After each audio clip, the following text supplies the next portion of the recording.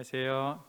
오늘 재정 성과 향상을 위한 증거 기반 정책 평가 국제 회의에 초대해 주셔서 감사합니다. 한 20분 조금 남짓 저희 증거 기반 정책 평가를 위해서 어떤 점들을 고려해야 되는지 해외 정책 평가 사례들에 대해서 좀 간단하게 좀 말씀드리도록 하겠습니다. 이제 정책 평가를 진행을 하게 될 때 이제 크게 한 5가지 요소들을 저희가 좀 볼 수 있는데요. 첫 번째는 적절성, 해당 정책이 정부가 개입하는 정부 정책으로 적절한 영역인지, 효과성, 해당 정책 때문에 우리가 기대했던 결과가 나타났는지, 세 번째는 효율성, 저희가 투입한 거 예산 투입 대비 실제 그 결과가 얼마나 효율적이었는지, 네 번째는 효용성, 실제로 이 정책 때문에 우리 기대했었던 수요가 얼마나 충족이 되었었는지, 마지막으로 이 정책이 끝난 다음에도 이 효과가 계속 지속될지에 대한 지속 가능성, 이렇게 크게 5가지를 살펴볼 수 있는데요. 여기서 보시면은 아시겠지만 두 번째 효과성 평가하는 것이 제일 중요하다는 걸 아실 수 있습니다. 그래서 먼저 이게 정부가 직접 개입하는 적절한 영역이라는 게 결정되고 나면은 실제 이 정책 때문에 효과가 있었는지 없었는지를 정확하게 규명을 해야지 그 다음에 효율성, 효용성, 지속 가능성을 평가하는 게 의미가 있게 됩니다. 하지만 이 효과성 평가가 그렇게 쉽지는 않습니다. 실제로 이 정책 때문에 그 다른 어떤 요인도 아닌 이 정책 때문에 어떤 우리가 기대했던 결과가 나타났는지를 입증하는 부분은 상당히 어려운 과제입니다. 왜냐하면은 어떤 정책이라든지 프로그램이라든지 어떤 약이라든지 이 약의 효과, 인과관계를 입증하는 것은 사실은 개인적인 수준에서는 거의 불가능에 가깝습니다. 그래서 이거를 이제 통계학에서는 근본적인 인과관계를 입증하는 것에 대한 근본적인 문제가 심각하다, 어렵다라는 얘기를 하는데요. 개인 수준에서는 이제 인과관계 입증하는 게 어렵지만 집단 수준에서 집단 간 평균을 비교해서 인과관계를 유추할 수는 있습니다. 그렇기 위해서는 이제 실험적 또는 준실험적인 정책 평가 연구 설계가 필요한데요. 안타깝게도 지난 10년 동안 이 엄밀한 정책 평가에 관한 많은 논의들이 국내에서 있어 왔음에도 불구하고 아직까지는 우리 국내에서 실험적 또는 준실험적 영향평가 방법론을 적용한 정책 평가 사례가 그렇게 많은 편은 아니라고 할 수 있겠습니다. 이제 증거 기반 정책 평가를 위한 가이드라인을 좀 한번 같이 생각을 해봤습니다. 이제 크게 한 4가지 정도를 말씀드리고 싶은데요. 첫 번째는 앞에서 말씀드렸던 이게 정부가 개입하기에 적절한 정책인가? 이 적절성 평가는 사실 효과성 평가하기 전에 이제 사전적으로 미리 준비가 돼야 될 부분이죠. 그래서 이제 전통적인 정부 역할에 어디에 해당하는지, 그다음에 이게 시장 실패를 교정한다는 그 명분이 있다면은 뭐 공공재라든지 규모의 경제, 외부성, 정보 비대칭성, 아니면 시장의 불안정성과 같은 시장 실패의 어떤 부분 때문에 정부가 이 개입을 하게 되는 건지, 또 정부가 직접 개입하게 됐었을 때 또 생길 수 있는 정부 실패 가능성이라든지, 아니면 시장 실패가 있다 하더라도 자율적으로 조정될 수 있는 여지는 없는지, 이런 부분들을 좀 종합적으로 검토하는 게 이제 적절성 평가 첫 번째 단계라고 할 수 있겠습니다. 이제 보통 이런 부분들은 이제 정책이 시작되기 전에 많은 논의를 거쳐서 이 정책을 실행하는 게 사실 적절하다, 이런 논거를 잘 정리하는 것은 아주 그렇게 어려운 부분은 아니라고 생각합니다. 그래서 하지만 첫 번째 단계는 이제 적절성 평가고요. 두 번째로 저희가 생각해 볼 수 있는 가이드라인은 그러면 어떤 정책을 우리가 정부가 실제로 개입하기에 적절하다고 평가됐던 정책 중에서 어떤 정책을 우리가 평가할 것인가를 생각해 봤을 때 정책이 수백 개, 수천 가지가 있는데 그걸 하나하나 다 평가할 수는 없고요. 우선순위를 정해야 될 텐데요. 일반적으로는 정책적 중요도가 높은 정책부터 엄밀하게 평가하는 게 좋겠다, 이런 생각을 해볼 수 있겠습니다. 그래서 이제 뭐가 중요한 정책이냐 이렇게 얘기하는 게 정의에 따라 다 다를 수 있지만 일반적으로는 이제 대규모 재정 지출을 수반할수록 그 정책의 성공 여부가 우리 사회에 미치는 파급 효과가 더 크다 할 수 있기 때문에 그 정책에 소요되는 예산 규모로 우리가 중요도를 한번 생각해 볼 수도 있겠습니다. 또 처음에 시작되는 예산 규모는 작더라도 비투자 재정 사업과 같이 반복적인 재정 지출이 수반되는 사업들, 또 이제 사업이 진행되면서 그 수혜자들이 점진적으로 계속 늘어나는 사업들은 예산 지출 규모가 커지기 때문에 이런 비투자 재정 사업에 대해서도 반복적으로 재정이 계속 소요되는 복지 사업이라든지 이런 부분들은 또 중요도가 높다 할 수 있겠습니다. 마지막으로는 현 시점에서는 예산 규모도 작고 정책적 중도가 크지 않더라도 이 정책을 엄밀하게 평가하는 것이 향후 미래에 국가 전략 정책 설계에 도움이 된다 판단됐었을 때 또 그 저희가 정책 평가를 고려해 볼 수 있겠습니다. 자, 세 번째는 앞에서 말씀드렸듯이 평가의 5가지 범주 중에서 효과성 평가가 인과관계 입증하는 효과성 평가가 참 어렵다 말씀드렸습니다. 그래서 저희가 어떤 정책 평가를 할 것인가에 대해서 고려할 때 세 번째로 저희가 생각했던 중요한 기준은 대조군을 잘 설정할 수 있는가, 이 부분이 과학적인 인과관계 입증하는 데 너무나 필수적이기 때문에 이 부분이 중요한 가이드라인이 되어야 된다, 저희가 이렇게 생각해 봤습니다. 증거 기반 정책 평가에서 가장 중요한 점이 기본적으로 정책의 수혜를 받는 처치군과 대조군 간의 평균 특성, 기초선 저희가 평균 특성들이 유사한 대조군을 확보하는 것이 가장 중요합니다. 그래서 이 대조군을 설정하는 가장 이상적인 방식은 무작위로 처치군과 대조군을 배정해서 그 무작위로 배정된 처치군에게 정책을 제공하고 그렇지 않은 대조군은 대조군으로서 이제 비교 역할을 하는 방식인데요. 영어로는 Randomized Control Trial이라고 부릅니다. RCT. 그래서 사람의 생명과 목숨을 다루고 있는 의학 분야에서는 사실은 아주 엄밀하게 설계된 Randomized Control Trial로 도출된 증거를 가장 높은 수준의 증거로 인정하는 그 프랙티스가 있습니다. 그래서 근데 이제 이 사회과학에서 RCT를 도입해서 정책 평가할 수 있느냐 이런 많은 쉽지 않다, 좀 다르다, 의학이랑은 분야가 다르다 이렇게 얘기하시는 분들도 있고 여러 가지 어려움 때문에 이런 실험적인 방법으로는 대조군 설정하는 게 현실적으로는 불가능하다 이런 얘기가 정말 많습니다. 그런데 사실은 실제로 저희가 의지를 가지고서는 그 실험적인 방법으로 정책 평가를 하기로 마음을 먹었을 때 의외로 저희가 할 수 있는 다양한 선택의 여지들이 많습니다. 예를 들면은 무작위 배정을 하는 방식이 꼭 한 가지만 있는 건 아닙니다. 예를 들어서 저희가 랜더마이즈 컨트롤 트라이얼로 처치군과 대조군을 배정할 때 전통적으로 정책의 수혜를 받는 그룹과 그렇지 못한 그룹을 나누는 전통적인 방식도 있고요.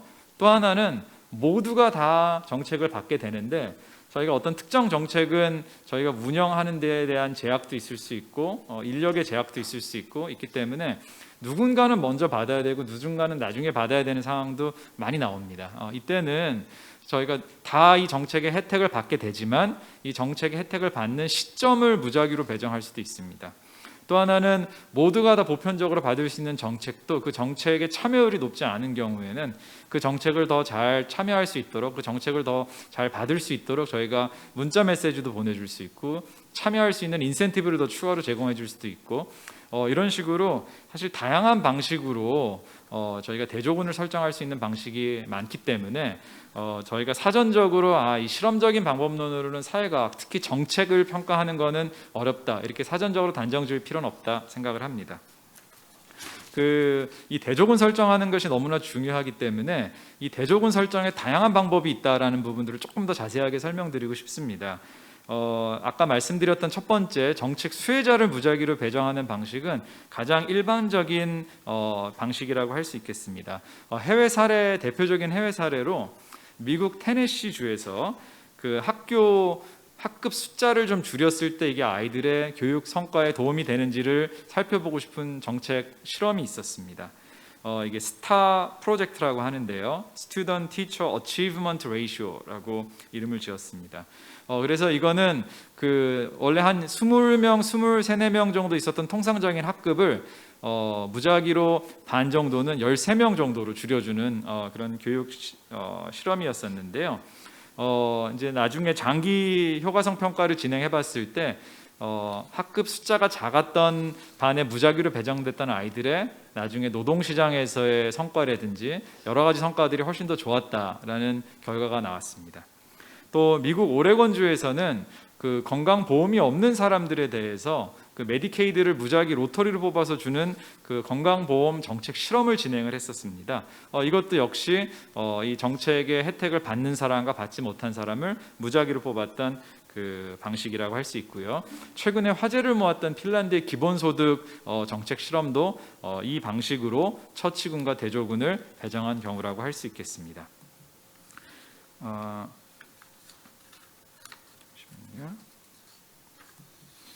두 번째는 정책의 시점을 저희가 무작위로 배정하는 방식인데요. 이거는 정책 수혜는 누구나 다 받습니다. 그렇기 때문에 실제로 이 정책을 집행하는 일선 부처 입장에서도 민원이라든지 윤리적인 문제로 이렇게 항의를 받을 가능성은 상당히 적습니다. 왜냐하면 누구나 다 받으니까. 앞에와 같은 방식은 왜 누구는 주고 누구는 안 주냐 이렇게 항의하는 것도 많을 수 있고요. 실제로 그런 항의 때문에 그 무작위 통제 방식을 적용하지 못하는 경우도 많지만 영국에서의 연구는 그런 항의가 우려가 되지만 실제로 해봤더니 그런 항의는 별로 없었다 이런 보고서도 있었지만 이 두 번째 방식은요 모두가 정책 수혜를 궁극적으로는 받기 때문에 그런 윤리적인 비판이라든지 이런 민원의 소지는 상당히 적다고 할 수 있겠습니다. 하지만 누가 먼저 받고 누가 나중에 받는지에 대한 시점을 저희가 무작위로 배정하는 거죠. 대표적인 연구로요. 그 작년에 노벨 경제학상을 받았던 마이클 크래머 교수가 케냐 초등학교 대상으로 아이들을 구충제를 보급해주는 사업을 이 방식으로 했었습니다. 그래서 총 150개의 학교들을 50개의 학교를 먼저 처치군으로 배정해서 1차 년도에 구충제를 보급하고 2차 년도에는 그 다음 50개 학교 이런 식으로 순차적으로 그 구충제를 보급해서 아이들의 학업 성과가 크게 개선됨을 증명했던 연구라고 할 수 있습니다. 이 두 번째 방식 수혜 시점을 무작위로 배정하는 연구 설계는 윤리적 논쟁의 소지는 적지만 하나 문제가 있습니다. 이거는 장기 효과성을 평가하기가 어렵습니다. 왜냐하면은 이제 대조군으로 일시적으로 대조군으로 배정된 아이들한테 동일한 서비스를 제공해주고 나면은 그 다음에는 이제 비교할 대조군이 없기 때문에 장기 평가에는 좀 어려움이 있습니다. 하지만 저희가 어떤 정책에 단기적인 효과가 있는지를 평가하고자 했었을 때는 충분히 이 두 번째 방식도 고려해 볼 수 있는 방식입니다. 세 번째는 이 정책의 테이크업, 정책에 참여하는 참여율을 높이기 위한 무작위 배정을 생각해 볼 수 있겠습니다. 정책 수혜 대상이나 시점을 무작위 배정하지 않는 경우에도 저희가 RCT 방식으로 이 정책의 효과성을 평가할 수 있습니다. 예를 들어서 이거는 이제 영국의 BIT라고 그 Behavioral Insight 팀이라고 그 행태 과학을 이용해서 더 좋은 정책적인 결과를 도출해 놓는 실험을 많이 진행했던 곳인데요. 예를 들어서 세금이 미납되고 있었을 때 모두에게 동일한 세금 독촉 고지서가 나갑니다. 그랬는데 이 영국의 BIT 팀이 그 중에서 똑같이 독촉장을 받는 사람들 중에서 조금 더 그 행태 과학적인 넛지를 넣은 거죠. 예를 들면은 여러분 마을에 살고 있는 95%의 사람들이 다 세금을 제때 납부하고 있는데 여러분은 그 세금을 납부하지 않은 5%의 사람입니다. 사회를 잘 유지하기 위해서는 여러분들의 참여가 필요한 이런 식의 소셜 놈을 강조하는 메시지를 넣는다든지 이런 사실 행태과학적인 넛지를 넣어가지고서는 이게 놀랍게도요 세금 세수가 엄청나게 더 많이 거쳤습니다. 그래서 이 연구진들이 상도 받고요. 영국에서 아주 크게 화제가 됐던 연구인데 바로 이 연구가 정책 참여를 독려하는 어떤 유인이라든지 정보, 넛지를 무작위로 배정하는 세 번째 방식이라고 할 수 있겠습니다. 그리고 이제 저희가 이렇게 실험적인 방식으로 대조군을 설정하기 어려운 경우라도 엄밀한 정책 평가를 포기하지 않아도 됩니다. 준실험적인 방식으로 충분히 대조군들을 저희가 만들어서 정책의 효과성 평가를 진행할 수 있는 방법도 있는데요. 예를 들면은 이 정책의 수혜 대상 기준, 엘리저빌리티 그 어떤 수혜 기준을 이용해서 그 수혜 기준을 막 넘은 사람과 살짝 거기에 못 미친 사람들을 비교하는 회귀 불연속 설계 Regression Discontinuity Design으로 저희가 준 실험적 설계를 저희가 정책 평가를 할 수도 있고요.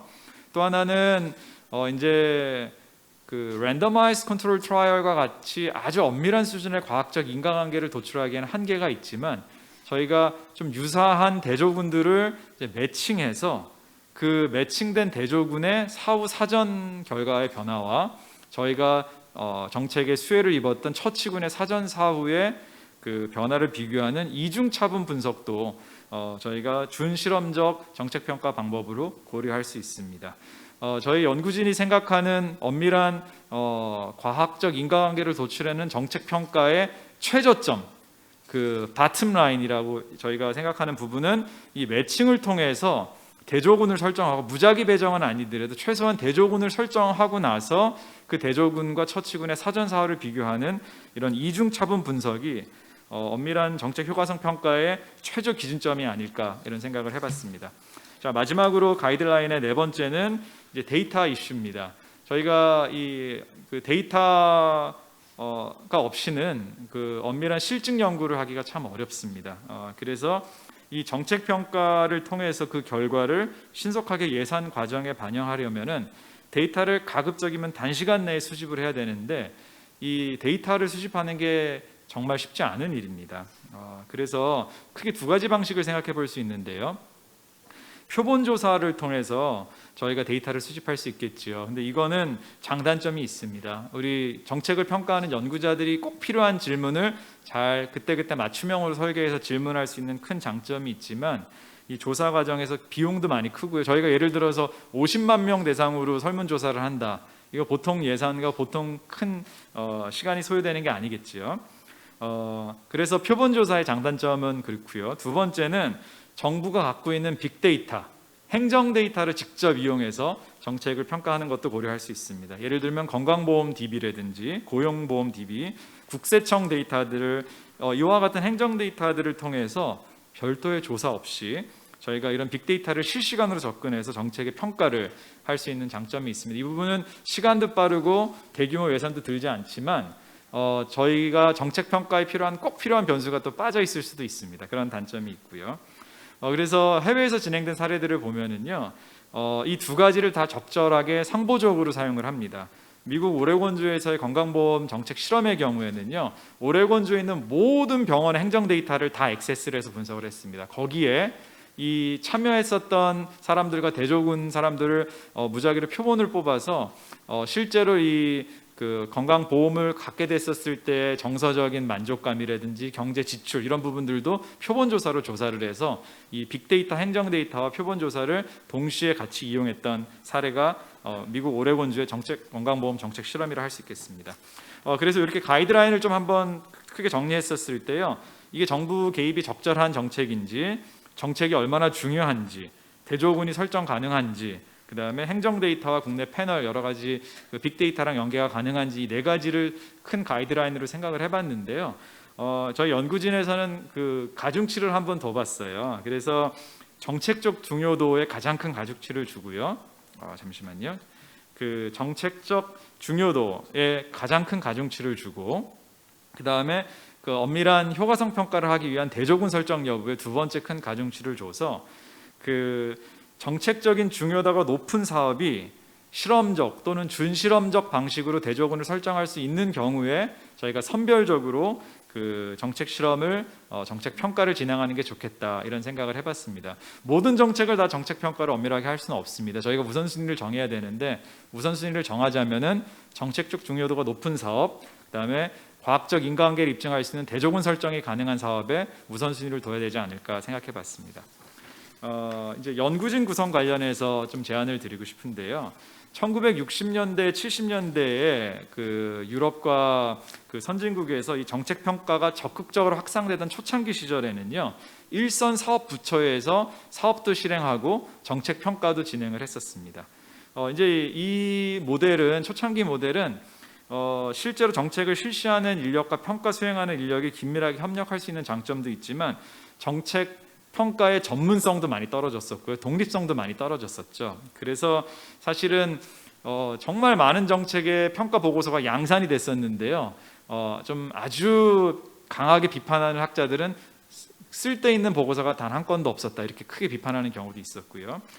그래서 최근에 수행되고 있는 정책평가의 경우에는 전문성을 갖춘 평가 연구진이 독립성을 보장받은 상태에서 실제 사업을 실행하는 사업부처와 긴밀히 협의하에 평가를 진행하는 이 분리된 방식이 더 선호되고 있는 경우입니다. 그래서 저희가 개별 정책을 평가할 때마다 연구진을 구성하게 되면은 이 정책 평가를 할 때 우리가 알게 되는 tacit knowledge라고 하죠. 암묵지 형성이라든지 전문성 축적이 어렵기 때문에 이 독립성을 유지하면서 객관적 정책 평가를 지속적으로 수거할 수 있는 최고 수준의 연구기관을 정책평가 주무기관으로 설정하는 게 중요하겠다, 개인적으로 생각해 봤습니다. 이 뒤에는 이제 정책평가를 기획하고 평가하는 부분들은 좀 제가 빨리 좀 마무리를 하도록 하겠습니다. 그래서 정책평가를 이제 기획을 할 때는 기본적으로 이 논리 모형에 따라서 이 정책이 실행됐었을 때 어떠한 인과관계의 경로들이 나타나는지를 좀 파악을 해보는 거죠. 그래서 우리가 이 정책을 시작을 해서 투입을 하고 그거에 투입에 따른 어떤 액티비티들이 있을 테고요. 그 다음에 직접적으로 나오는 산출물, 그 다음에 결과, 이런 단계별로 어떤 것들이 나올 수 있는지를 먼저 식별해 볼 수 있고요. 두 번째 중요한 거는 이 정책 평가를 했었을 때 저희가 통계적으로 유의한 결과를 얻기 위한 최소 표본수, 만약에 표본 조사를 하게 된다면, 아니면 정책 수혜자의 사이즈를 고려할 때 이 표본 계획은 저희가 파워 칼큘레이션이라고 하는데, 이 표본 계획도 사전에 정책 평가 기획 단계에서 진행되어야 되는 부분입니다. 이제 제일 중요한 게 이제 평가를 위한 데이터 수집 플랜인데요. 어떤 자료를 어떤 방식으로 언제 수집할 것인가, 너무나 중요한 이유입니다. 그래서 저희가 이 논리 모형에 따라서 인풋 데이터들도 수집을 해야 되고요. 거기에 따른 그 바로 나오는 아웃풋 데이터들도 수집해야 될 필요가 있지요. 그리고 어떤 방식으로 수집할 것인가는 아까 말씀드렸듯이 빅데이터, 행정 데이터를 이용할 수도 있고 표본 조사를 이용할 수도 있습니다. 언제 수집할 것인가, 이 정책이 시작하기 전에 기초선 조사는 너무나 중요하고요. 보통 통상적으로는 정책이 끝나고 났을 때 종료선 조사, 이렇게 세트를 이루게 됩니다. 기초선 조사와 종료선 조사. 하지만 이 시점도 사실은 부족할 수가 있어요. 그래서 중간선 조사가 들어갈 수도 있고, 또 예를 들면 실제적으로는 이 종료선 조사를 정책 끝나자마자 해야 되는 건지, 아니면 정책이 끝나고 나서 충분히 정책 효과가 발현될 때까지 기다렸다 해야 되는 건지, 이런 부분들도 되게 사전에 평가에 기획해야 될 요소라고 할 수 있습니다. 그리고 저희가 요즘은 결과를 분석을 했었을 때 너무 좋은 결과만 딱딱 체리 피킹 뽑아서 분석하는 거 아니냐, 이런 비판들을 받을 수 있기 때문에 사회과학에서도 의학과 마찬가지로 사전에 분석 계획을 모두가 볼 수 있는 사이트에 공유를 해서 연구진의 손발을 묶습니다. 이런 거를 사전 분석 계획이라고 하는데요. 이 부분도 좀 연구 기획 단계에서 고려할 필요가 있고요. 당연히 이제 연구윤리심사 받는 부분이 기획 단계에 들어가야 되겠습니다. 이제 마지막으로 정책평가 분석 방법론에 대해서 제가 짧게 말씀을 드리고 싶은데요. 이게 결국은 얼마나 처치군과 유사한 대조군을 확보했느냐가 인과관계 입증의 가장 중요한 첫 번째 시발점이기 때문에, 모든 정책 평가의 첫 번째 단계는 정책 수혜군의 처치군과 대조군 간의 기초 특성들이 잘 밸런스가 맞는지를 보는 게 가장 필요하다 하겠습니다. 그리고 나서 저희가 에버리지 트리트먼트 이펙트를 계산을 하게 되는데요. 이제 다양한 방식의 심층 있는 정책 평가를 할 수 있겠지만, 저희 연구진이 제안드리는 방안은 초창기의 정책 평가는 잘 제도화를 해서 아주 간단하게 그 정책이 실제적으로 효과가 있었는지 없었는지에 대한 이 에버리지 트리트먼트 이펙트를 추정하는 거에 초점을 두는 게 중요하겠다, 이런 생각을 해봤고요. 그 다음에는 이 평균적으로 효과가 있을 수도 있고 없을 수가 있는데, 그러면 하위 그룹에 대해서 그런 이질성 그 효과가 있는지, 예를 들면은 또 소득이 적은 저소득 계층에서도 효과가 더 컸었던 건지, 공부를 더 잘 못했던 아이들한테서 효과가 더 컸었던 건지, 남성보다 여성에서 효과가 더 컸었던지, 이런 식의 하이그룹 분석에 대한 이질성 분석도 추가가 돼야 되는데요. 마지막으로 예를 들자면은 미국 저소득층 대상으로 영유아 교육 지원 사업을 진행했던 헤드스타트라는 프로그램이 있습니다. 이 프로그램은 엄밀한 대조군을 설정해서 평가했던 연구는 아닌데요. 이제 장기 효과를 평가한 연구를 살펴보면은요, 효과가 그 에버리지 트리먼 이펙트로 했었을 땐 잘 안 나와요. 그런데 이 그룹을 백인 가정과 흑인 가정으로 나눠서 그 헤테로지니얼이 분석을 했었을 때는 백인 가정의 경우는 교육 성과가 증가하는 긍정적인 효과가 증가했었고요. 흑인 가정의 경우에는 아이가 범죄에 연루될 가능성이 낮아지는 부정적인 가능성이 축소되는 결과를 얻을 수 있었습니다. 그래서 이제 마지막으로 드리고 싶은 이제 저희 발제를 마무리하면서 이 정책 평가, 엄밀한 정책 평가는 지난 10년 동안 꾸준히 학계에서 우리 또 정부에서 논의가 되었던 주제입니다. 실행하기는 상당히 좀 어려운 주제지만 이 논의가 그치지 않고 계속된다는 점에서 긍정적이라고 생각을 하고요. 실험적으로 정책 평가를 할 수 있을까? 사전적으로는 걱정이 많이 있을 수 있지만 실제로 엄밀하게 실험적인 방법으로 정책 평가할 수 있는 방법들은 아주 다양합니다. 그래서 사업을 담당하는 일선 부처와 전문성을 갖고 있는 연구진이 같이 머리를 맞대면은 이렇게 과학적인 방법으로 정책 평가할 수 있는 사례가 우리나라에서도 곧 오지 않을까 생각합니다. 예, 경청해 주셔서 감사합니다.